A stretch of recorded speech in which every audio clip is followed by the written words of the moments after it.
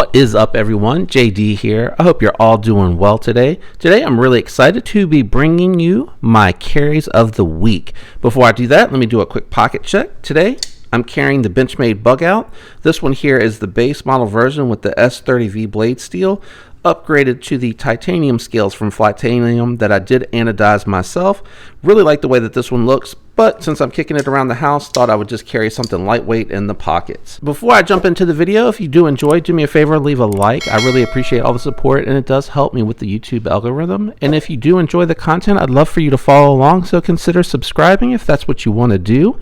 Don't forget to turn on that notification bell if you do decide to subscribe. And with all of that out of the way, let's go ahead and jump into the carries of the week. You may have noticed last week I changed it up a little bit. Usually I throw out all the specs, but because I do that on the actual full reviews, I thought I'd cut out a little bit of time and just really kind of talk about the knife itself and the things that I like and don't like about it, just so that I have a little bit more focus on the knife and the feedback. I think that's probably a little bit more useful for those of you that are tuning in to check these out. So on Monday, I'm going to be carrying a knife that I debuted last week after the unboxing, and that I am carrying the Concept Prêt-à-Tout. This one here has the 9CR Damascus, which I think Concept did a really good job on. It does have the titanium frame lock with the Damascus pocket clip. That is done on the titanium, the milled titanium itself, and I think it looks really, really good. They do a good job, and the fact that they're bringing it to you at this price point, I think is kind of cool. You do have the anodized pivot collars around the pivot itself. Really nice thumb studs, awesome access to that lock bar, really easy to actuate, very smooth action. Still breaking this one in, but last week, if you saw, I had to redo the centering on this one. See if I can get it to focus. Still staying centered. It looks like it likes to favor the show side slightly, but that's not that uncommon with a lock bar. You can kind of see that it'll move just a tiny little bit. I may take it apart and reassemble it eventually, see if I can fix all of that. Usually when I do that on these types of knives that have these issues, I'm able to get them centered up. Really nice access to the thumb studs and a very satisfying deployment. You can get your thumb right underneath of it and kick it right out, and it doesn't matter if you make a little bit of contact with that lock bar. The fuller works really good. I like the fuller. It's very smooth. It's not cutting off skin as you're using it. That time I was squeezing the lock bar, but it doesn't cut off any skin as you're using it, so I really do like that. Flipper tab works really good as well. This one is definitely one of the front runners for an early favorite new release in 2022. On Tuesday, I'm going to be carrying a Titanium Tuesday carry, and that's going to be a knife that I unboxed here recently, and it is a Grail knife, and you guys can check that video out as to why I went for this knife and gave up my XM18 for it. That is going to be the Chris Reeves and Cosi. This one is the full size.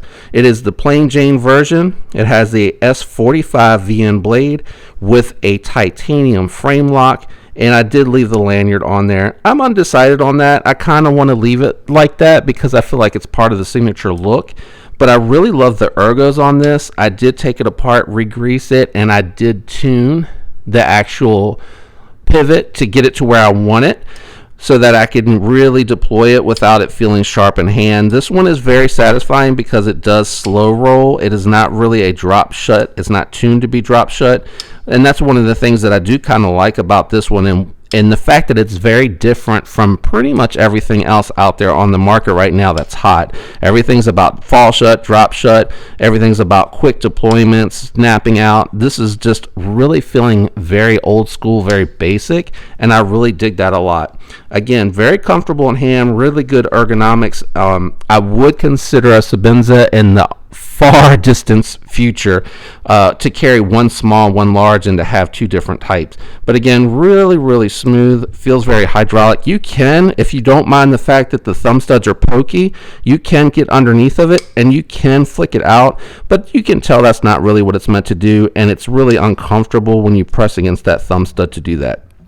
So that is what's going to be in my pocket on Tuesday. On Wednesday, I'm going to be carrying a favorite that you probably hadn't seen in a little while. And again, that's due to all the new reviews that I have going on and just having to pump out the content on what it is that I've acquired to get that information to you guys in case there's anything that I've reviewed that interests you. And that's going to be the Spyderco Smock. This one here I did pick up from Blade HQ, hasn't come back out since. This one has the coated M4 steel hollow grind. It has a Wharncliffe style blade, has the thumb holes for deployment, really fidgetable. This one here has a flipper tab, which is a little unusual for a Spyderco.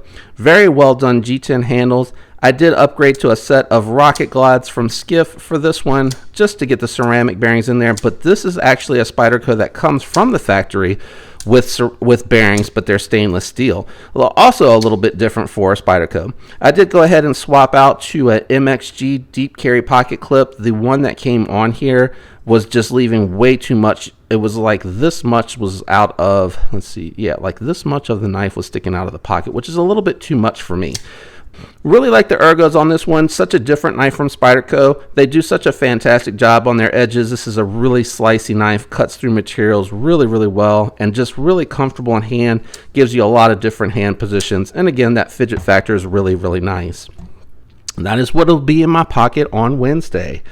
On Thursday, I am going to be carrying the Civivi Altus. Again, still getting a lot of time with this knife. I know it's been in 2 straight weeks, but I couldn't help it. That and the concept, really just trying to get a good feel for these so that I can really give you good feedback when I get to the full review of them. This is a thumb stud on ceramic bearings, so the action is really good.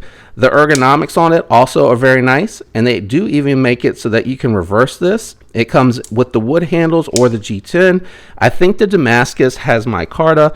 You can check. I'm not 100% sure that I remember off the top of my head, but I believe that's right. The Nitro V on this performs really well. I've had quite a few Nitro V steels from Civivi We Company, and they do a fantastic job. I really do like this blade steel, and I hope to see more of it in the future. One complaint about this one here is the fact that it did come with lock stick right from the factory, but as I've mentioned in the past, that means that it's just going to break in, and eventually it'll be completely smooth and that'll be gone. The only other complaint I have are the thumb studs are a little prickly at the top. Having big hands and this being a smaller knife, I do eventually feel that on the tip of my thumb. That is that's what's going to be in my pocket on Thursday. On Friday, I had to bring my old friend back out. Been a little while since I've carried him because, again, knives coming into stock, new knives coming out. I'm trying to check some things out as much as I can anyway. Obviously, I can't get to them all. I am a small channel, but it's going to be my Spyderco Yojimbo 2. This one here is the DLT trading exclusive with the 20 CV blade, and it has the Desert Storm or sand colored G10 handles. Really grippy. I love the texturing on this one. I did go ahead and also upgrade to an MXG deep carry pocket clip on this one. No lanyard hole, but that doesn't really bother me. I'm not really a lanyard guy. Ergonomics are outstanding on this one. You have so many different hand positions that you can go into on this one. Really like this. This is a knife that I slept on, and I can't believe how much I really like this knife. I know some people are probably going to be turned off by the looks, but if you really need something that's going to function well, carries well, and has a hollow grind that's super slicey and has that fantastic Spyderco edge on it, this is a knife that you might want to reconsider checking out because it is really well made. It's a USA made knife as well, which the Chris Reeves knives is as well. But again, take into consideration the materials that you're getting and how much you're spending, and both of them are on washers, and this one does have that fall shut, really smooth action. They tuned the crap out of this knife. Anyway, that's what's going to be in my pocket on Friday. Let me know down in the comments below what you're going to be carrying, what's in your pocket today, or what you think you're going to be carrying if you're rotating your knives out this week. Always interested to hear what you guys are carrying and or liking right now. While you're down there, leave that like for me. Again, it helps me with that YouTube algorithm. I know I mentioned it earlier, but I really appreciate the support, and I do have ambitions to grow the channel. I hope all of you have a fantastic week. Thanks for tuning in today, guys, and until next time, peace.